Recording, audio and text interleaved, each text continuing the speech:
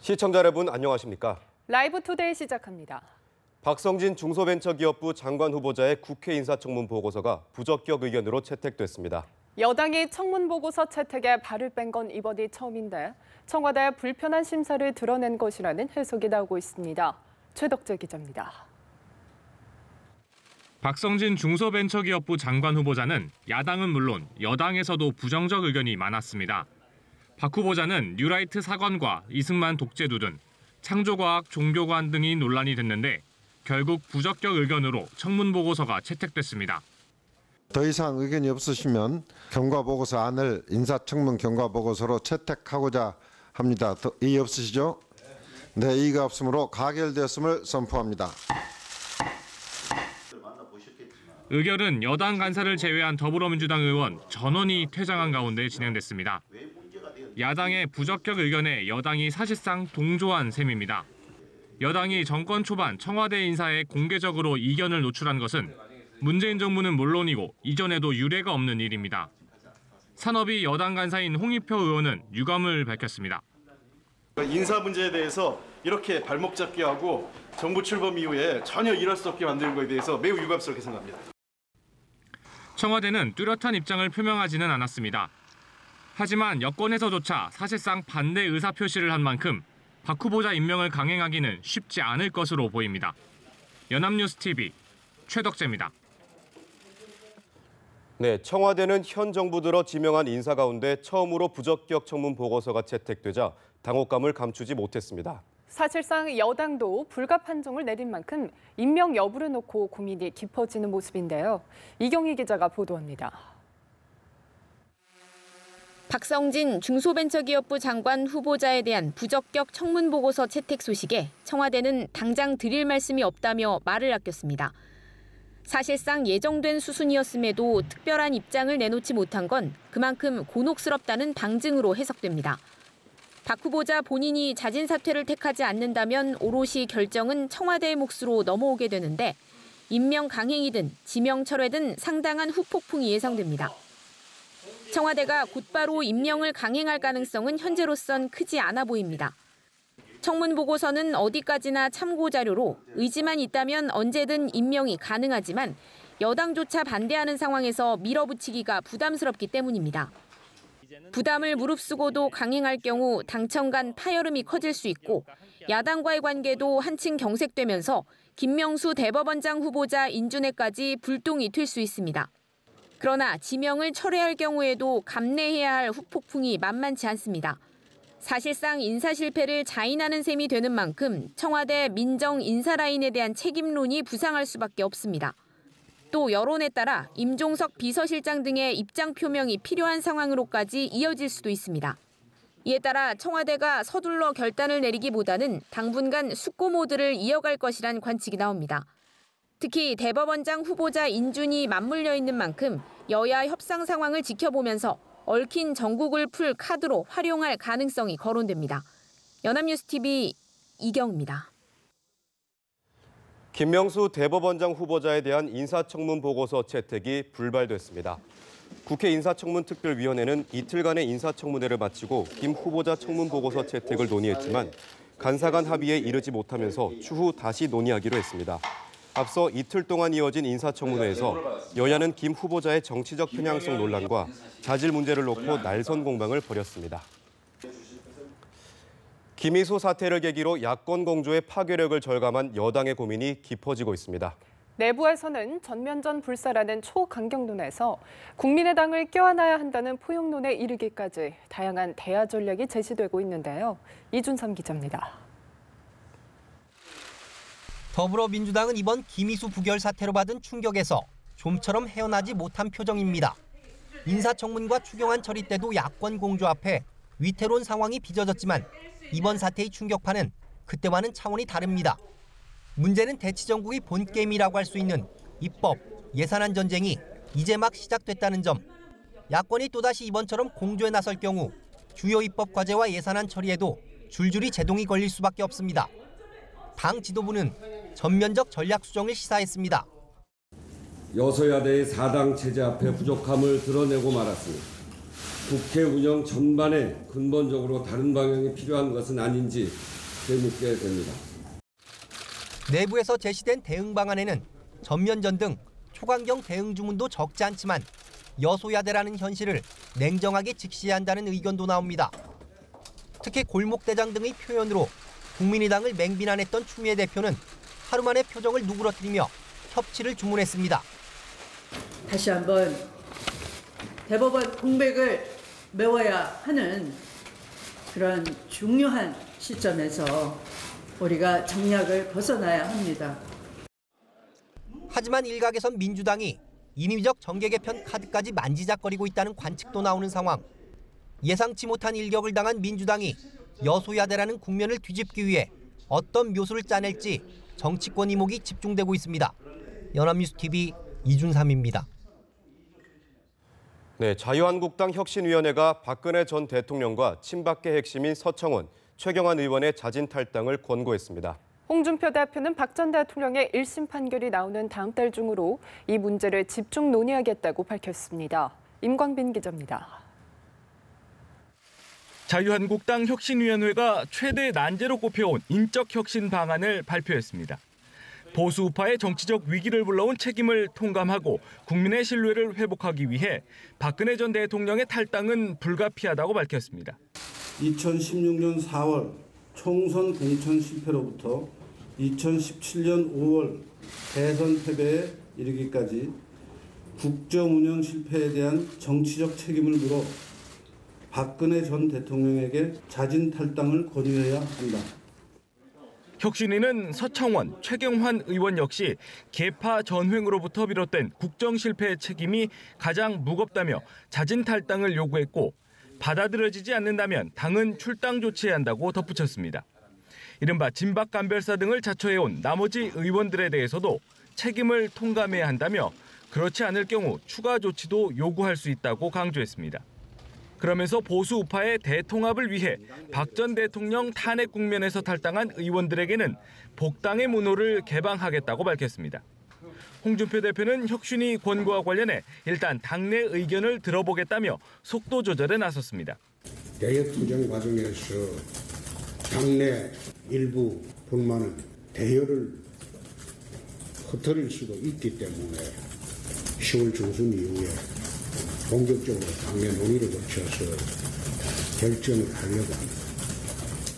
혁신위 발표에 앞서 당 지도부 회의에서는 홍 대표와 친박계 김태흠 최고위원이 인적 쇄신 문제를 두고 설전을 벌인 것으로 알려졌습니다. 연합뉴스TV 임광빈입니다.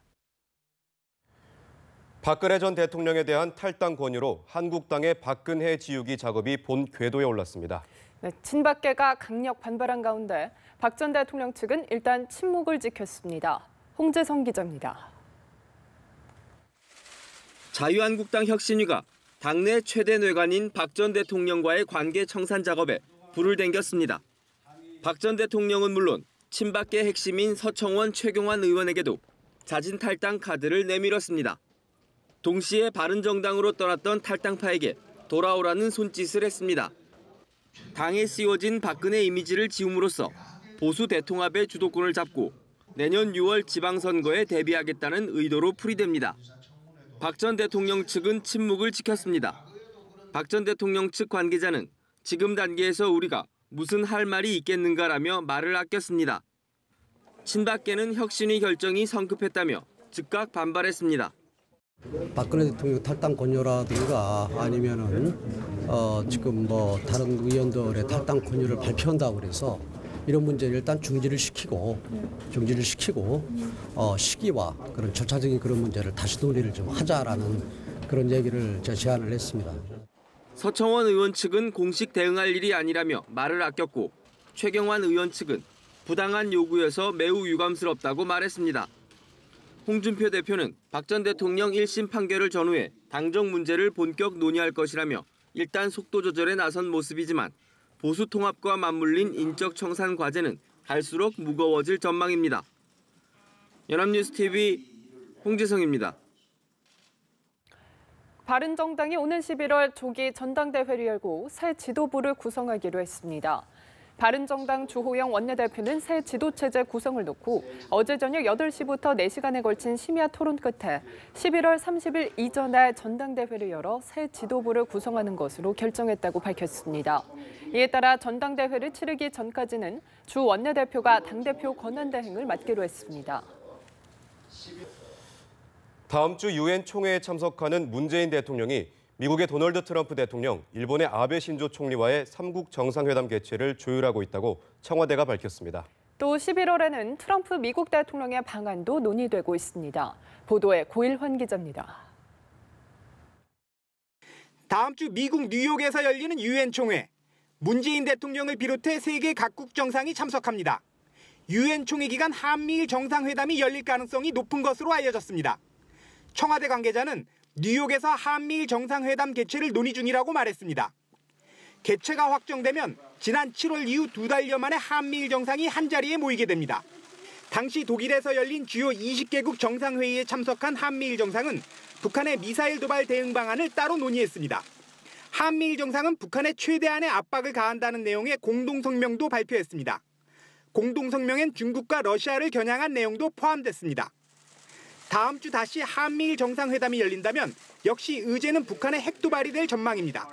중국과 러시아의 적극적인 협조를 이끌어내는 방안도 논의될 것으로 보입니다. 이와 함께 트럼프 대통령의 방안도 논의되고 있습니다. 저는 트럼프 대통령께 금년 중 한국을 방문하도록 초청하였으며 트럼프 대통령께서는 이를 흔쾌히 수락했습니다. 문 대통령은 첫 방미 기간 트럼프 대통령을 초청했습니다. 청와대 관계자는 트럼프 대통령의 11월 중국 방문 때 한국을 방문하는 방안도 논의했다고 밝혔습니다. 트럼프 대통령이 방한할 경우 북한 문제를 포함해 다양한 한미 동맹 강화 방안이 논의될 것으로 보입니다. 문 대통령이 미국, 일본과의 정상회교를 통해 북핵 위기의 해법을 찾을 수 있을지 주목됩니다. 연합뉴스TV 고유란입니다. 우리 군이 추진 중인 선제 타격 기술 킬체인의 핵심 전력인 타우러스 미사일이 첫 실사격 훈련을 했습니다. 목표물을 정확히 명중시키며 북한 핵심 시설에 대한 정밀 타격 능력을 과시했습니다. 이승국 기자입니다. 킬체인의 핵심 타격 전력 타우러스 미사일을 장착한 우리 공군의 주력 전투기 F-15K가 하늘로 날아오릅니다. 이어 서해 상공에서 발사된 타우러스는 자체 항법으로 약 400km를 날아가 전북 군산 앞바다 인근의 목표물을 정확히 타격합니다. 5, 4, 3, 2, 1. 고도 500m를 유지하며 비행하던 타우러스는 목표물 근처에서 3000m까지 급상승한 뒤 거의 수직으로 표적에 떨어집니다. 최대 사거리가 500km에 달하는 타우러스는 후방 지역에서도 북한의 주요 핵심 시설에 대한 정밀 타격이 가능한 공대지 유도 미사일입니다. 스텔스 기능을 갖추어 북한 레이더망에 탐지되지 않는 것은 물론 군용 GPS가 장착돼 전파 교란 상황에서도 목표물 반경 3m 이내로 정확히 타격할 수 있습니다. 특히 북한의 지하 벙커를 최대 6m까지 관통할 수 있는 파괴력도 갖췄습니다. 실사격 성공을 통해 타우러스의 성능을 확인할 수 있었습니다.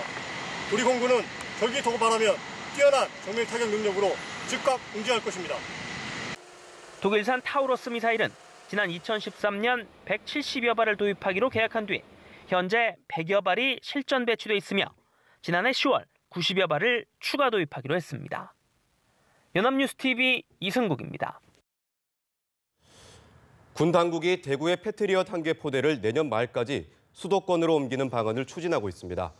군 관계자는 최근 경북 성주의 사드 발사대의 임시 배치를 마무리함에 따라 남부 지역의 방어 역량이 강화됐다고 보고 이 같은 안을 추진한다고 말했습니다. 합동참모본부는 이런 내용을 국회 국방위원회 소속인 정의당 김종대 의원에게 보고했습니다.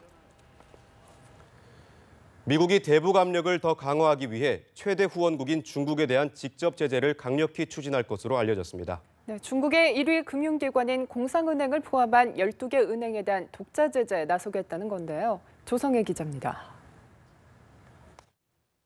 미국 정부와 의회가 지난 2005년 북한을 협상 테이블로 불러들였던 마카오 방코델타 아시아 BDA 은행에 대한 제재 방식을 다시 검토하고 나섰습니다.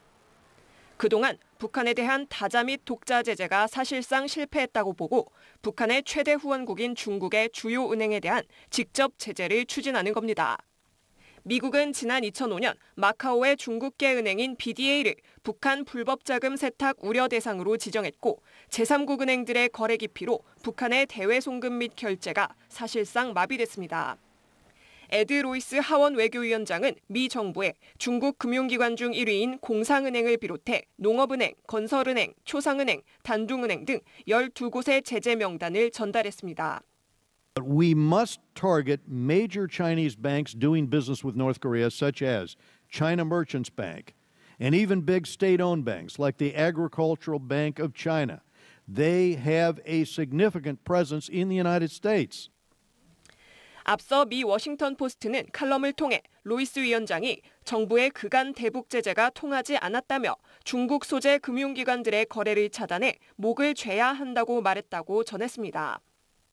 로이스 위원장은 렉스 틸러슨 국무장관과 제임스 매티스 국방장관에게도 중국 금융기관에 대한 제재를 행동에 옮길 것을 요구한 것으로 전해졌습니다. 한 소식통은 유엔 안보리가 북한 6차 핵실험에 대응한 결의안 채택 과정에서 대북 원유 공급 전면 중단에 실패하면서 중국을 직접 겨냥한 제3자 제재인 세컨더리 보이콧이 필요하다는 인식이 확산하고 있다고 전했습니다. 연합뉴스TV 조성혜입니다. 중국이 북한의 6차 핵실험 이후부터 유엔 안보리 회의에서 북한에 대해 규탄이라는 용어를 처음으로 사용한 것으로 전해졌습니다. 중국은 그동안 북한의 도발과 관련된 안보리 회의에서 주로 강력히 반대한다는 표현을 사용해왔지만 지난 4일에 열린 안보리 긴급회의에서는 규탄이라는 용어를 처음으로 썼습니다. 류지 유엔 주재 중국 대사는 또 새 대북 제재 결의안을 채택한 11일 회의에서도 북핵 실험에 대해 강력히 규탄한다고 말했습니다. 이는 북한 핵 위협에 대한 중국의 한층 엄중해진 인식을 반영한 것으로 풀이됩니다. 사이버 공간에서 여론을 조작한 국정원 댓글 사건의 연결고리가 맞춰지고 있습니다. 네, 중간 책임자 역할을 한 전직 국정원 간부가 검찰의 강도 높은 수사를 받고 있는데 원세훈 전 원장이 다시 검찰에 불려올 일도 머지않아 보입니다. 오예진 기자입니다. 검찰은 국정원 댓글 부대의 중간 책임자로 민병주 전 심리단장을 지목해왔습니다. 원세훈 당시 국정원장의 지시를 받아 민간인 댓글 부대 팀장들을 관리하면서 3,500명에 이르는 팀원들을 댓글 조작 작업에 가담시켰다고 보고 있습니다. 민 전 단장을 닷새 만에 다시 소환한 것도 지시의 윗선, 다시 말해 원세훈 전 원장을 겨냥한 것이란 해석이 나오는 이유입니다. 민 전 단장이 앞선 소환 조사에서 이 같은 지휘 라인을 상당 부분 인정한 것으로 알려진 만큼 이번 조사는 원 전 원장의 개입 정도에 초점을 맞춘 것으로 전해졌습니다. 국정원 개혁 TF에서 넘겨받은 댓글 부대의 활동비 영수증 분석 작업 또한 원 전 원장의 지시와 추가 혐의를 입증하는 데 주요 증거로 삼으려는 수순으로 받아들여집니다. 검찰 관계자는 지난주 구속영장이 기각된 외곽팀장 노모 씨 등 핵심 피의자들에 대해 보완 조사를 마친 뒤 영장을 다시 청구하는 방안을 검토 중이라고 밝혔습니다. 전방위 수사를 통해 이 같은 연결고리가 점차 확인되고 있는 만큼 원 전 원장의 소환 조사는 불가피할 전망입니다. 파기환송심에서 징역 4년을 선고받고 수감 중인 원 전 원장은 이달 안에 다시 피의자로 불려와 조사를 받게 될 것으로 보입니다. 연합뉴스TV 오예진입니다. 한국항공우주산업 분식회계 의혹과 관련해 직원에게 증거인멸을 지시한 혐의를 받는 임원에 대한 구속영장이 기각됐습니다.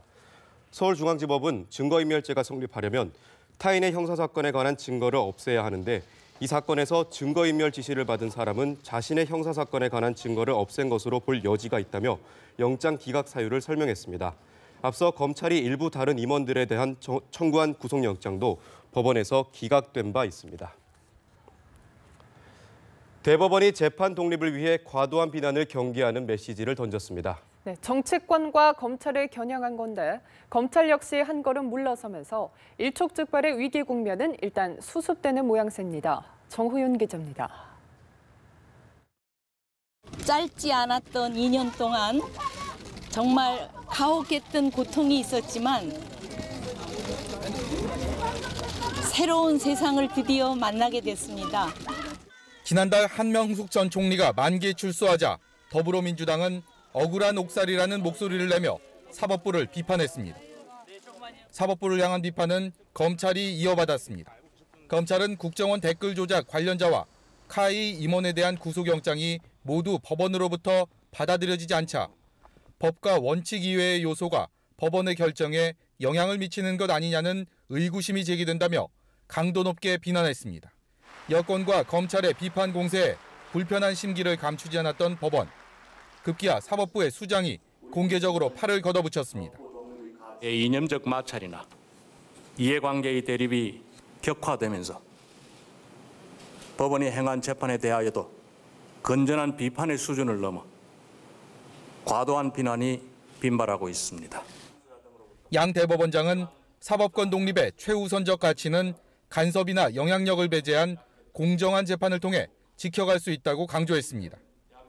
갈등의 대척점에 서 있던 검찰은 윤석열 서울중앙지검장을 통해 공식적으로 할 수 있는 얘기는 당시 입장문일 뿐이라며 갈등을 접고 추가 확전을 자제하겠다는 뜻을 우회적으로 드러냈습니다. 연합뉴스TV 정호윤입니다.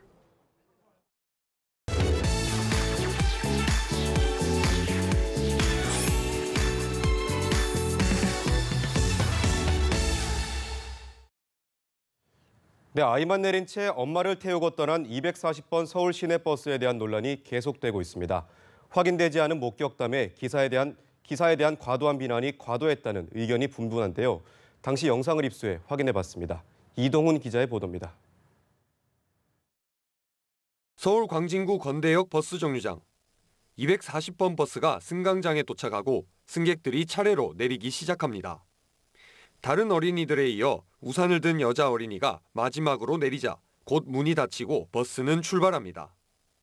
버스 안에 아이가 없다는 걸 깨닫고 어머니는 승객들 속에서 버스 기사를 불렀습니다. 아이만 내려놓고 엄마를 태운 채 출발한 240번 버스 이야기가 인터넷과 SNS를 통해 퍼지면서 기사를 비난하는 여론이 거셌습니다. 실제 공개된 영상을 보면 버스는 정류장에서 16초간 출입문을 열고 승객을 하차시킨 뒤 출발합니다. 그리고 정류장에서 10m 정도 지나 3차로로 진입했고 20초 정도 후 260여 미터 떨어진 다음 정거장에 도착합니다.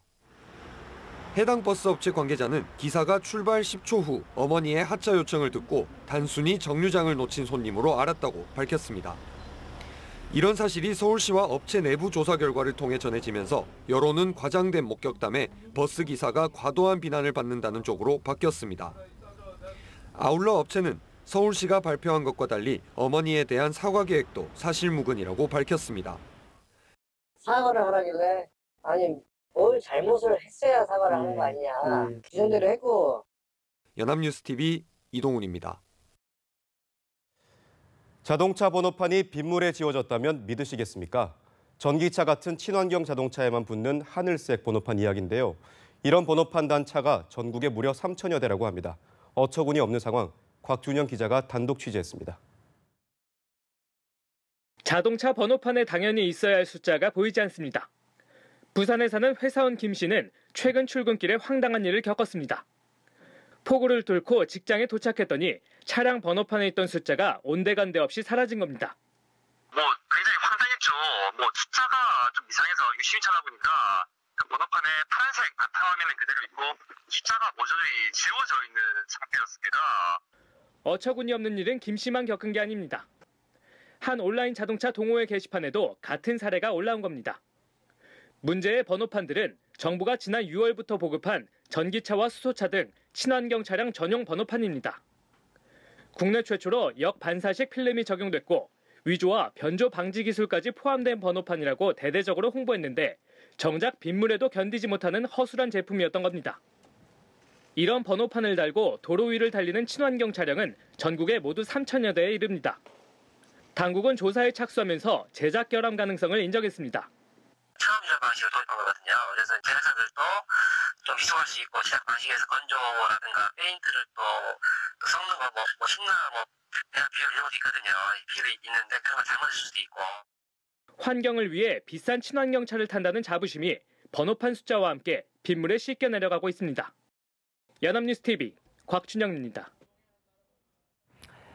올해 서울 공립초등학교 교사 선발 인원이 385명으로 확정됐습니다. 지난달에 예고된 105명보다는 많이 늘어났지만 예년의 절반 이하로 줄어든 데다 앞으로도 비슷한 수준의 선발을 예고해서 임용 절벽 사태는 계속될 전망입니다. 이재동 기자입니다. 서울시 교육청이 올해 서울 지역 공립초등학교 교사 선발 인원을 385명으로 확정했습니다. 지난달 사전 예고된 105명보다 3배 이상 늘어난 것으로 서울교대 한 학년 숫자에 육박하는 숫자입니다. 교육청은 예년의 8분의 1 수준으로 선발 인원이 급감하는 데 따른 혼란을 수습하기 위해 감축 인원을 최대한 줄였다고 밝혔습니다.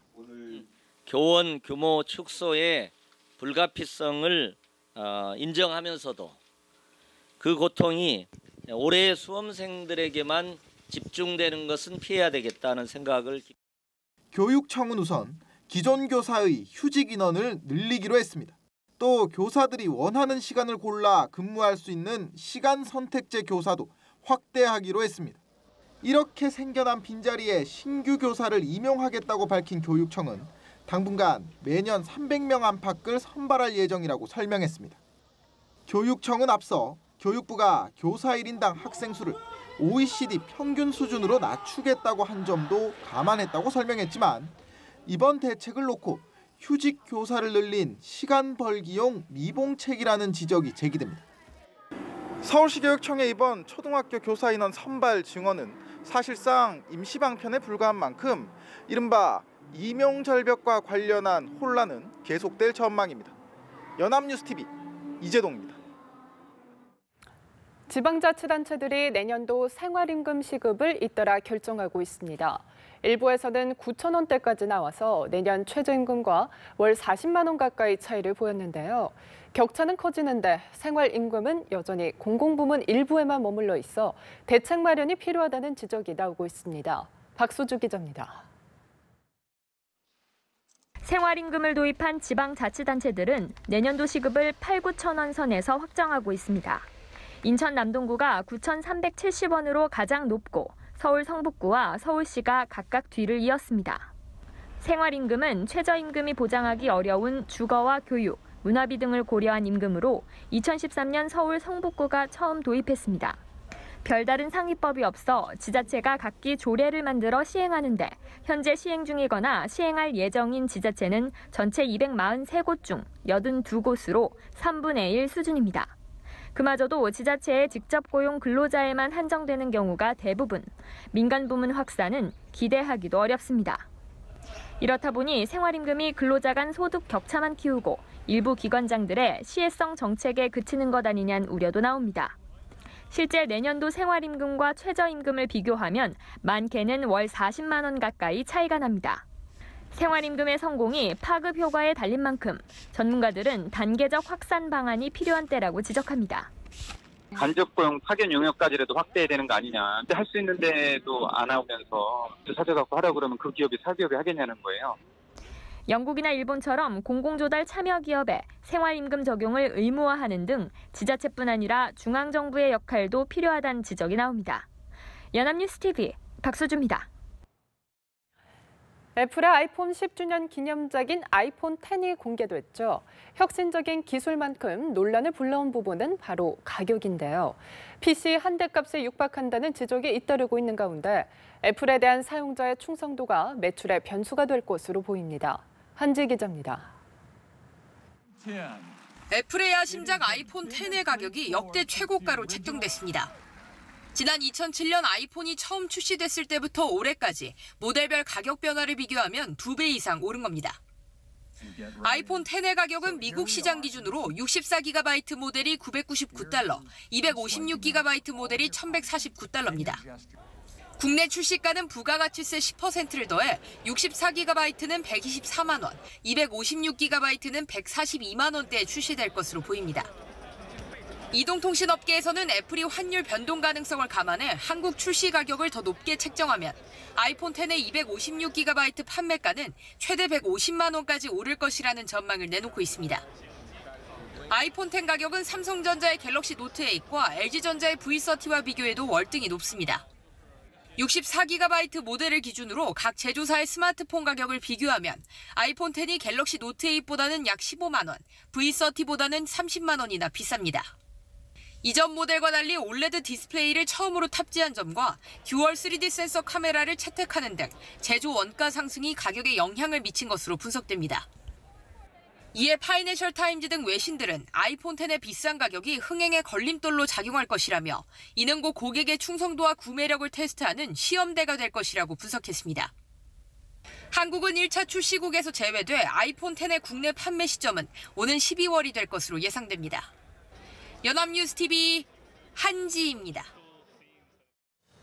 네, 오늘도 일교차가 크겠고 쾌청한 가을 하늘이 이어지겠는데요. 제주도는 차츰 태풍의 영향을 받아 비바람이 불겠습니다. 네, 자세한 날씨는 기상캐스터 연결해서 알아보겠습니다. 김진 캐스터. 네, 일교차는 커서 옷 입기는 좀 불편하지만 맑고 공기도 깨끗해서 요즘 같은 날씨라면 열흘이고 100일이고 계속됐으면 좋겠다 싶죠. 그런데 태풍이 또 북상하고 있다는 소식에 걱정부터 앞서고 있습니다. 지금 태풍은 매우 강한 중형급 세력을 유지한 채 일본 오키나와 서쪽 해상을 지나고 있고요. 내일 새벽에는 일본으로 방향을 틀어서 모레 새벽에는 서귀포 남쪽 해상에 위치하겠습니다. 당장 오늘 오후부터 제주에 영향을 주겠습니다. 오늘은 제주에 비가 가끔 내리는 정도겠지만 오후부터 강풍이 예상돼 시설물 관리를 잘 해주셔야겠고요. 내일부터 모레 사이에는 150mm 이상의 큰 비가 쏟아지겠습니다. 해상 날씨도 좋지 않습니다. 지금 제주 남쪽 먼바다에는 풍랑주의보가 발효됐고 낮부터는 그 외 남해상과 서해 남부 먼바다의 물결도 높아지겠습니다. 또 남해안과 제주 해안으로 너울성 파도도 우려됩니다. 오늘 제주를 제외하고는 전국이 맑은 하늘 아래 볕이 뜨겁게 내리쬐겠습니다. 아침 기온은 크게 떨어졌지만 낮 기온은 24에서 최고 29도까지 올라서 약간 덥겠고요. 자외선이 강해지겠습니다. 일교차 주의하시고요. 태풍 상황도 계속해서 확인을 해주셔야겠습니다. 날씨 전해드렸습니다. 네, 18호 태풍 탈림이 북상 중인 가운데 한반도 근처를 지날 거란 전망이 있어 관심이 쏠리고 있습니다. 네, 태풍 탈림의 영향 지역과 시점 등을 김동혁 기상전문기자와 함께 자세히 알아보겠습니다. 어서 오세요. 어서 오세요. 먼저 날씨 소식부터 알아보겠습니다. 요즘 아침 저녁으로 부쩍 쌀쌀한데요. 그에 반해서 좀 청명하다는 생각도 들고요. 주말을 포함해서 이번 주 날씨 어떻습니까? 네, 한반도는 북쪽에서 찬 그 고기압의 영향을 받으면서 전국적으로 맑고 청명한 날씨를 보이고 있습니다. 오늘도 청명한 날씨가 전국적으로 펼쳐지겠고요. 아침 저녁에는 좀 쌀쌀한 감이 상당히 있고 낮에는 더위가 있으면서 밤낮의 큰 기온 차에 대한 대비가 좀 필요할 것으로 보입니다. 그래서 일교차에 있는 날씨가 오늘도 이어지겠습니다. 전국적으로 청명하겠습니다만 제주도는 오후부터 해서 태풍의 영향을 좀 받는다고 보시면 되겠습니다. 오후부터 비가 조금 오락가락하면서 내리는 곳들이 있겠고요. 제주 그리고 남해안은 오늘 내일부터 해서 강풍이 좀 불면서 강풍도 바람도 좀 강하게 부는 곳들이 있겠습니다. 또 제주도는 너울성 파도에 대한 대비도 좀 필요하겠고요. 내일은 전국적으로 맑겠습니다만 역시 제주도는 계속해서 태풍의 영향을 좀 받겠고 오후부터 비가 내립니다. 그래서 내일 오후부터 해서 제주도는 모레 정도까지 많은 비가 쏟아지겠고요. 토요일과 일요일도 내륙, 이 수도권 지방을 중심으로 해서는 태풍의 영향을 받지 않으면서 전국적으로 구름만 다소 낀 그래서 나들이하기에는 괜찮겠고요. 다만 제주도 그리고 남해안 그다음에 동해안 지역들, 영동 지역들은 태풍의 직간접적인 영향을 받으면서 날씨가 흐리고 비가 좀 내리겠습니다. 예, 태풍 탈림이 지금 북상을 하고 있는데 이 태풍 탈림이 한반도에 영향을 주는 건지 또 시기는 언제쯤인지도 좀 궁금하거든요. 네, 제주 해상 그리고 남해상은 태풍의 직간접적인 영향을 받는다라고 보시면 되겠고요. 제주도 내륙 지방도 태풍의 직접적인 영향을 받는다라고 생각해 주시는 게 맞을 것 같습니다. 이후에 남해안 지역들, 동해안 지역들 그리고 영동 지역들도 태풍의 영향을 받게 됩니다. 지금 진로를 보시면 현재 태풍 탈림은 일본 오키나와 서쪽 해상에서 북상 중에 있습니다. 중국의 동해상과 일본의 오키나와의 서쪽 사이에서 북상하고 있다고 보시면 되겠고 앞으로 중국 동해 쪽으로 조금 더 북상을 하다가 내일 새벽쯤에 일본 규슈 남부 쪽으로 방향을 좀 틀 것으로 예상이 됩니다. 현재 태풍 탈림은 최전성기를 맞고 있습니다. 앞으로 사흘 정도, 그래서 주말 정도까지는 태풍의 세력 세력이 매우 강하겠고요. 최대 풍속은 초속 한 45에서 47m 정도 굉장히 강한 바람이 불고 있고 네. 매우 강한 중형급의 태풍입니다. 올 들어 발생한 태풍 중에서 가장 강한 위력을 가지고 있다고 보시면 되겠습니다. 주말쯤 제주 남쪽 먼바다를 지나서 일요일쯤에 일본 규슈 쪽으로 상륙할 것으로 예상이 되고요. 아무래도 태풍이 오게 된다면 3가지 정도의 기상 현상에 대한 대비가 필요합니다. 바로 이제 강수 그리고 강풍, 풍랑에 대한 대비인데요. 비는 말씀드린 대로 제주도에서 오늘 오후부터 좀 내리기 시작하겠습니다만 본격적으로 내리는 것은 제주는 내일 오후부터 해서 모레 정도까지가 되겠습니다. 50에서 100mm, 많은 곳은 150mm 이상 쏟아지는 곳들이 있겠고요. 주말에는 영동과 영남 그리고 남해안 지역들에서도 역시 일요일 정도까지 비가 내릴 것으로 보입니다만 강수량이 그렇게 많지는 않겠습니다. 강풍은 제주도에서는 오늘 오후부터 매우 강한 바람이 불기 시작하겠고요. 내일은 남해상 지역들 그리고 모레부터는 영동 지역에도 역시 강한 바람이 불 것으로 예상이 되고 역시 제주 해상, 남해상, 동해상에서도 강풍이 좀 불겠습니다. 제주 전역에는 현재 강풍 예비특보가 내려져 있고요. 오늘 오후쯤에 강풍주의보가 내려질 가능성이 있겠습니다. 부산과 울산도 강풍 예비특보 내려져 있습니다. 내일 오후 정도부터 해서는 부산과 울산에서도 강풍특보가 내려질 가능성이 있겠고요. 풍랑을 본다면 제주 남쪽 먼바다에 현재 풍랑주의보가 내려져 있습니다만 점차 태풍의 영향을 받으면서 태풍주의보가 내려질 가능성이 있겠고요. 그 밖에 제주 앞바다, 남해상, 동해상에서도 풍랑주의보가 내려질 가능성이 있습니다. 제주 해안, 남해안에서는 너울성 파도에 대한 대비도 필요합니다. 네. 태풍 탈림과 진로가 비슷한 태풍을 알면은 피해 정도를 가늠해 볼 수 있을 것 같은데요. 비슷한 진로를 보였던 태풍은 어떤 게 있었을까요?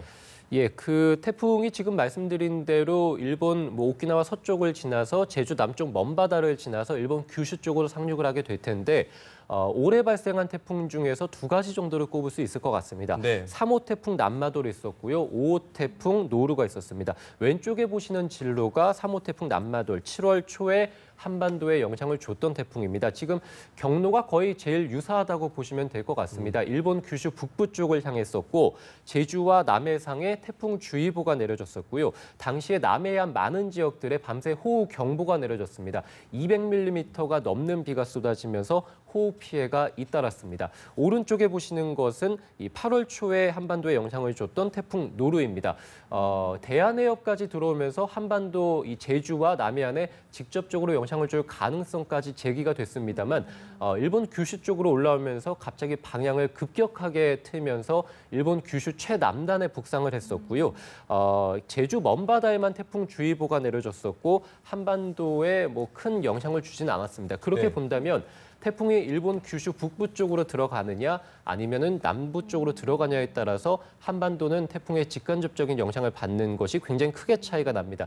지금 태풍 이 탈림은 일본 규슈 남부 쪽으로 들어갈 것으로 보이기 때문에 오른쪽에 보셨던 5호 태풍 노루의 영향이 더 클 것으로 보이긴 합니다만 한반도 북쪽에서 내려오는 차가운 공기가 일시적으로 약간 수축을 하게 되고 그렇게 되면서 태풍이 조금 더 제주 쪽으로 근접해서 들어가서 일본 규슈 북부 쪽으로 들어간다면 아무래도 남해안 지역들에도 많은 비가 내릴 가능성은 아직까지는 있습니다.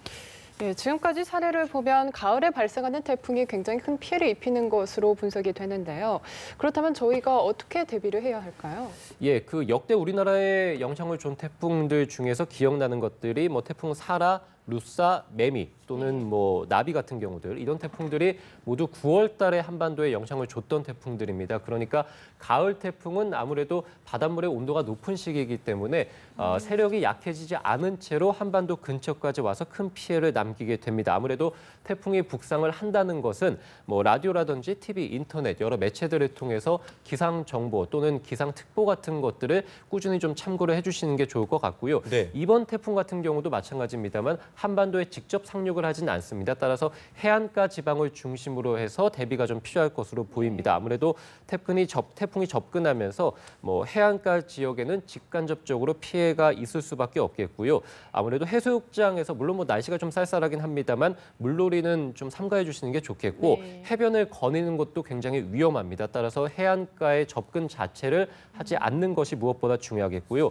태풍이 아직까지 먼 곳에 있습니다만 제주도, 남해안 지역들 지역들은 오늘부터 그리고 동해안 지역들은 모레부터 해서 너울성 파도가 예상이 되는데 사실은 너울성 파도는 이 파도가 오는 것이 잘 보이진 않습니다. 하지만 굉장히 먼 곳에서부터 많은 물들이 해안가 지방으로 오게 되고 갑자기 높은 파도에 이제 휩쓸리는 경우가 너울성 파도거든요. 네. 너울성 파도가 제주 해안부터 시작해서 오늘부터 일 수 있기 때문에 너울성 파도에 대한 대비를 주말까지는 좀 해주시는 게 좋겠고 바닷가의 상가 건물들, 차양막 등을 좀 미리 철거해 주시는 게 좋겠고요. 건물 입구 또는 지하실 통로에 모래 주머니도 쌓아주시는 게 좋겠습니다. 또 해안가 상점들에서는 유리창도 좀 단단히 좀 피해가 없도록 고정해 주시는 게 좋겠습니다. 예, 앞으로도 기상 정보를 꾸준히 참고해야겠네요. 지금까지 김동혁 기상 전문 기자와 함께 자세한 날씨 알아봤습니다. 고맙습니다. 고맙습니다.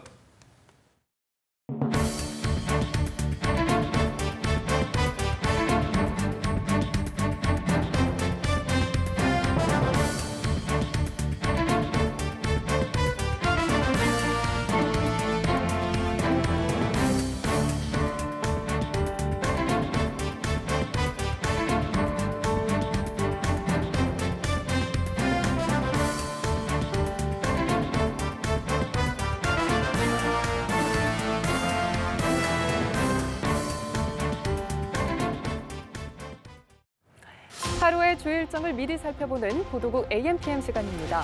9월 14일 목요일 오늘의 주 일정 함께 보시죠.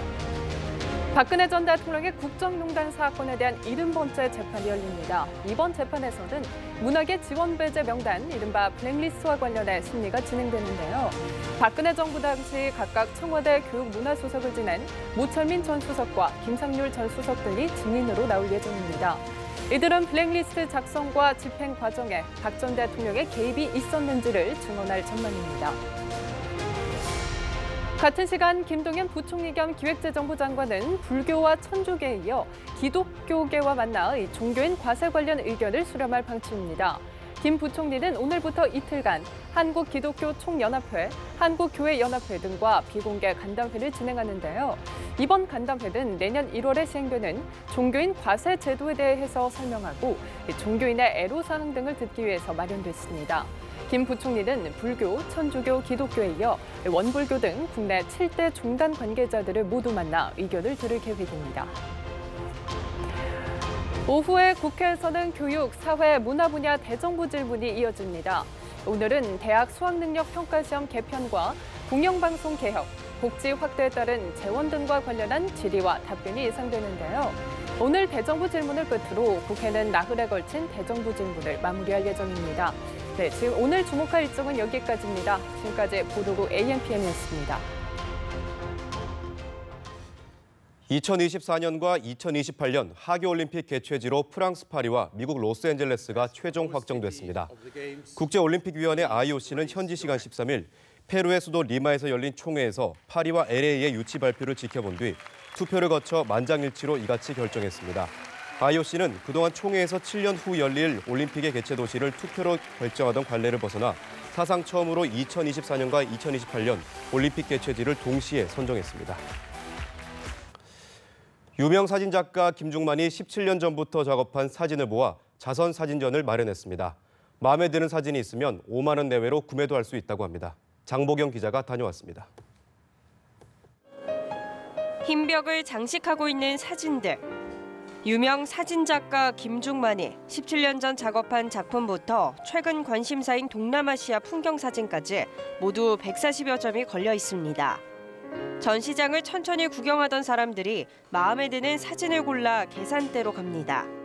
캐논과 김중만이 손을 잡고 마련한 아트 슈퍼마켓2 전시회로 마음에 드는 사진이 있으면 직접 구매할 수 있습니다. 사진을 보는 것에서 그치는 것이 아니라 소유하는 기쁨을 느낄 수 있도록 하자는 겁니다. 가격은 5만 원 내외로 각 작품의 에디션은 20개로 한정됐습니다. 아프리카에서 촬영한 작품에서는 사람들의 표정이 생생하게 살아있고 유명 스타의 초상은 몸짓 하나에도 각자의 개성을 살려 찍었습니다. 난초를 찍은 사진은 연출을 더해 마치 그림 같은 효과를 냅니다. 예전에 구입한 그 작가님 책 난초에 대해서 찍은 사진 오키드란 책자도 가져와서 함께 사인도 받고자 해서 왔고요. 또 겸사겸사 작품도 보면서 작품도 몇 점 구매하고 우리도 하나씩